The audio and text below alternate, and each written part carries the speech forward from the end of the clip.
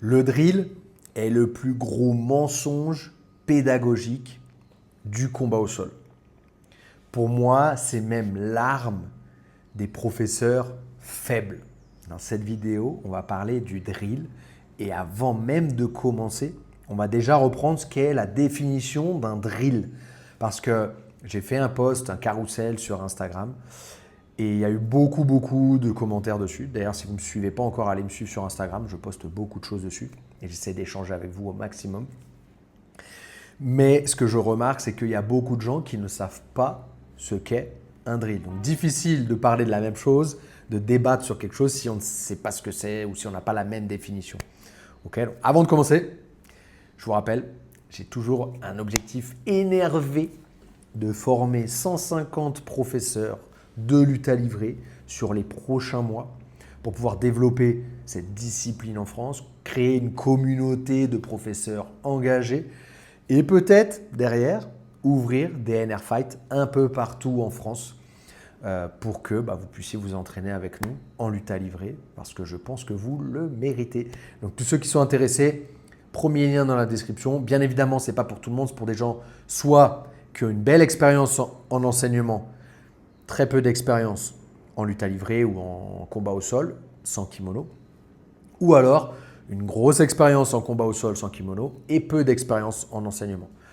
Premier lien dans la description et puis les autres c'est pour travailler avec moi, soit au NR Fight Club Paris, NR Fight Club Nancy ou bgfanatics.fr pour ceux qui veulent apprendre les techniques de lutte à livrer avec moi en ligne. Du coup, désolé pour pas trop me tromper sur la définition, je vais vous la donner, je l'ai juste là sous les yeux, je vais la lire et je vais la commenter pour qu'on puisse bien comprendre de quoi on parle dans un premier temps. Parce que j'ai remarqué que beaucoup de gens parlent de drill mais ils ne savent pas vraiment ce que c'est. Un drill, c'est un mouvement répété mécaniquement dans un contexte fixe, sans résistance, donc partenaire qui se laisse faire, sans prise de décision, important, dans le but de créer un automatisme. Donc c'est quelque chose où il n'y a pas de réflexion, si on peut dire. Donc il n'y a pas de prise de décision. C'est pas « ah tiens, je vais faire ça parce qu'il a fait ça ». Non, c'est « je viens répéter mon truc ».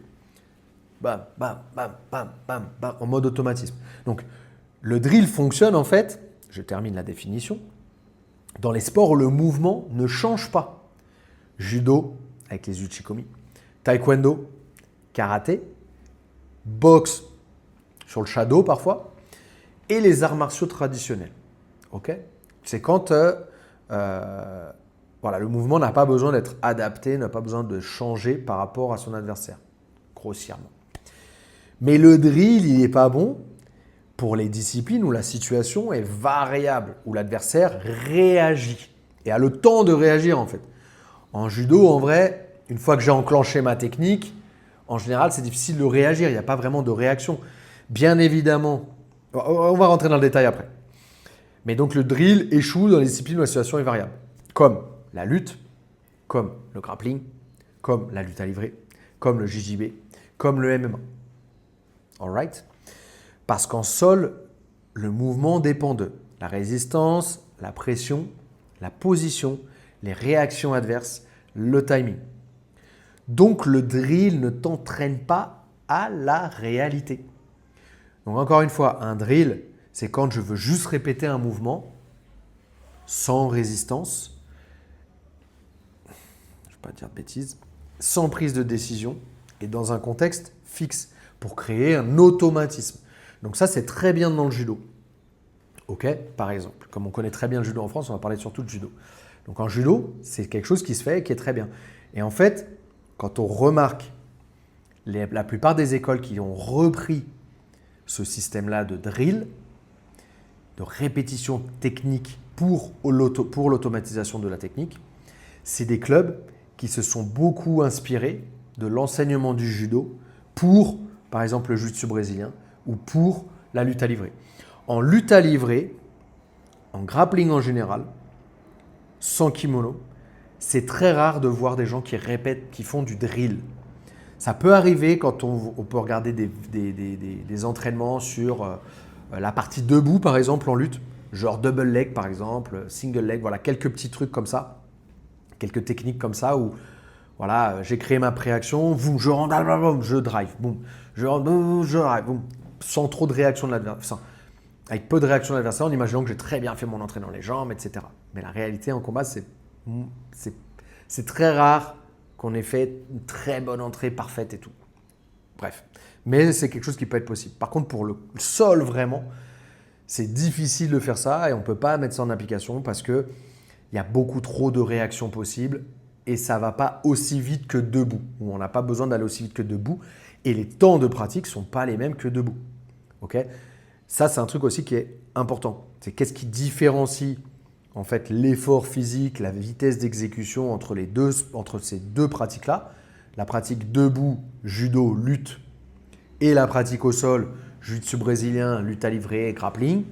Okay, c'est que le sol, c'est un temps qui ne s'arrête quasiment pas. C'est continu pendant 5 minutes, 8 minutes, 10 minutes, des fois 20 minutes, non-stop. Debout, c'est on fait une action, on essaie de stabiliser, ça ne marche pas, maté, on se remet debout. En fait, c'est des séquences de 2, 3, 5 secondes. Donc, c'est très, très court. Très, très court. Donc, et à chaque fois, il y a de la récupération. Donc, l'effort physique n'est pas du tout le même. Et donc, c'est pour ça que pour ces sports-là, où c'est intense, 3 secondes, 5, peut-être 7 secondes, on peut utiliser le drill. Mais à partir du moment où on a des efforts qui sont continus sur du 5, 8, 10 minutes, le drill n'est pas bon parce qu'en fait, on ne sera pas autant rapide qu'en judo ou en lutte. Pourquoi? Parce qu'on sait déjà qu'après, il n'y aura pas de repos. On ne peut pas envoyer tout le paquet pendant 5 secondes. Pourquoi? Parce qu'après, on sait qu'il n'y a pas de repos. Je vais passer la garde. Imaginons, je mets un paquet comme en judo, la même intensité que le judo et la lutte. Je passe la garde. Mais c'est pas fini le combat. Et il n'y a pas de pause. Il n'y a pas de tu te remets debout, tu remets ta ceinture et tout, tu te récupères quoi, 3, 5, 10, 15, 20 secondes pour repartir. Non, il n'y a pas de ça. Donc, ce n'est pas du tout la même chose. Et donc ça, c'est quelque chose, encore ce que je disais, c'est que c'est quelque chose qui vient du judo en fait. Et je le vois dans les clubs au Brésil où ils utilisent beaucoup les drills. Les professeurs en général sont des gens qui sont forts en judo, qui ont appris le judo, même des fois avant le jiu-jitsu brésilien ou en parallèle du jiu-jitsu brésilien. On a fait peut-être même des fois une petite carrière dedans et c'est des gens qui font du drill. Mais le drill, ce n'est pas de la répétition technique comme… C'est ça que je veux bien faire comprendre, c'est qu'on parle de drill quand il y a un objectif d'automatiser la technique. La répétition technique est faite pour nous aider à comprendre le mouvement. Une fois qu'on a compris le mouvement, l'objectif, ce n'est pas de l'automatiser pour nous parce que ça ne va pas être comme ça en situation de combat. On ne va pas automatiser, mais on doit essayer de comprendre maintenant quelles sont les problématiques dans le combat. Et une fois qu'on a compris les problématiques, on nous met directement en situation pour essayer de le comprendre. Comment appliquer ça en combat? Parce qu'il y a un monde entre la théorie et la pratique. Mais on a besoin d'apprendre la théorie. Parce qu'on va apprendre quoi sinon? On va apprendre que des principes. Moi, je ne suis pas pour que les principes. Moi, je suis pour parler des principes, illustrer les principes avec des techniques qu'on sait déjà qu'elles marchent bien. Il n'y a pas besoin de réinventer la roue en fait. Il n'y a pas besoin d'être là à dire « ouais, non, mais chacun va trouver son propre jeu, son ci, son ça ». Oui, on va le trouver, mais on a besoin d'une base commune. On a besoin de savoir déjà qu'est-ce qui est le plus efficace. Aujourd'hui, on est en 2025. Ça fait bientôt 50 ans que notre sport il se développe.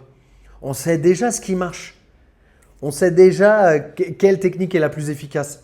Maintenant, ce qui va séparer le moyen niveau du haut niveau, c'est les détails techniques. Okay, la capacité à reproduire ces détails techniques face à quelqu'un qui a aussi de la technique et qui sait jouer avec vous, et de le faire face à un public, sous stress, peut-être le stress aussi du régime, etc. C'est d'être capable de le faire à ce moment-là. C'est ça qui va séparer le pratiquant lambda du pratiquant très haut niveau. C'est la détail du technique, du placement et c'est de réussir à faire ça avec un maximum de monde dans un cadre stressant, dans un cadre où tout le monde nous regarde, on passe sur Internet, en streaming. C'est ça qui est difficile avec de la pression, championnat du monde, la finale face à un tel, etc. C'est ça qui sépare. Mais la technique de base, tout le monde doit la connaître, tout le monde doit la faire. Et à partir de là, on va développer nos propres détails. Et pour ça, on a besoin de faire du sparring à thème. On n'a pas besoin de faire du drill. Le drill, ce n'est pas pour nous. On peut en faire sur certaines situations debout pour nous. Mais en vrai, quand on voit comment ça se développe, notre combat au sol, notre combat debout pour le combat au sol, pour la lutte à livrer, pour le JB, en vrai, on se rend compte que c'est toujours pareil. C'est 1, 2, 3, parce qu'il n'y a pas de pause. Il n'y a pas de je tente ma technique à fond, ah, ça ne marche pas, c'est pas grave, on va me relever. Non, il n'y a pas de ça. C'est je tente ma technique, ça ne marche pas, je me fais prendre le dos, je me fais étrangler.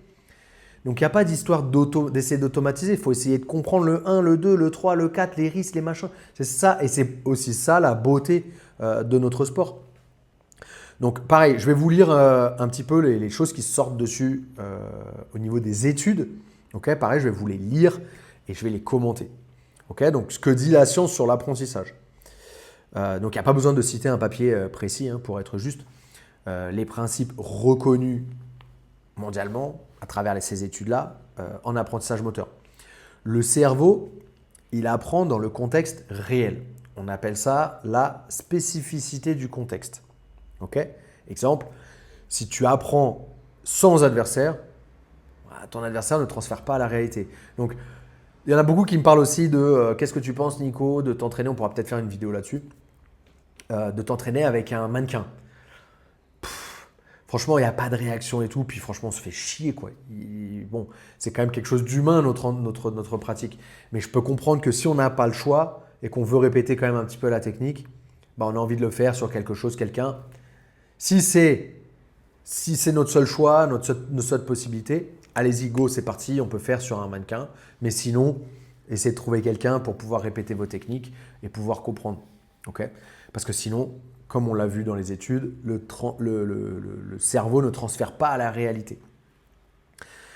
L'apprentissage vient de la prise de décision, pas de l'automatisme. Le phénomène scientifique, c'est decision making, donc décision à faire réaliser, plus l'adaptation est au-dessus de la répétition. Donc si vraiment, donc c'est pour ça que je dis que ce qui est important, c'est comprendre la technique en la répétant. Une fois que j'ai compris la technique, le 1, le 2, le 3 de la technique, je vais le faire en sparring. Et c'est là où ça va être dur, parce que le mec, il ne se laisse plus faire, parce que le mec, il a des réactions un peu différentes, parce que, bref, ça va bouger un peu dans tous les sens, il y a un rapport de force et de poids. Et c'est là où c'est important, plutôt que la répétition. Ah, il faut répéter 10 000 fois pour maîtriser le mouvement. Pour nous, pour le combat au sol, ce n'est pas vrai ça. Ce n'est pas vrai. La progression dépend de la résistance. Les études sont claires. Il faut un adversaire, une pression, des réactions. Et un drill ne t'apprend pas quand réagir. Okay, donc c'est pour ça que répéter un mouvement 10 000 fois, ce n'est pas bon. On a besoin que notre cerveau soit capable de s'adapter à la situation. Parce que il n'y a pas de je tente un truc, ça ne marche pas, stop, on se relève. Non, c'est je tente un truc, ça ne marche pas, putain le mec il va dans mon dos, qu'est-ce qu'il faut que je fasse et tout. Le cerveau doit être capable de réfléchir et de voir les choses arriver.